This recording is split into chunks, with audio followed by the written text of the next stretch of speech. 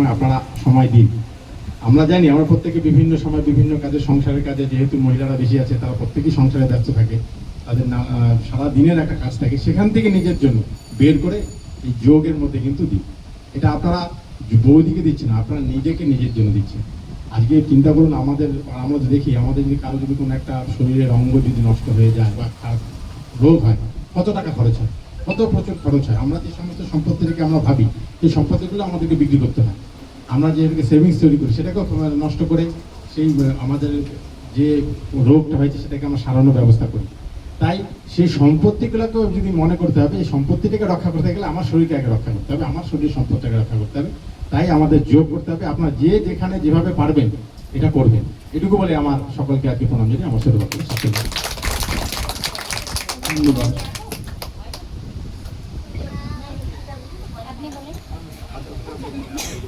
সবকিছু তো শুনে নিলেন, যেমন সবিতা ম্যাম বললেন, গণেশ স্যার বললেন, সবাই তো মোটামুটি বলেই দিয়েছেন।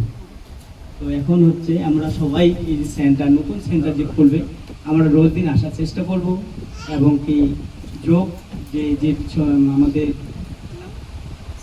সাবিত্রী দিয়ে যে যোগগুলো শেখাবেন সেগুলো আমরা মনোযোগ করে শিখবো। এই বলে আমি শেষ করলাম আমার বক্তব্য।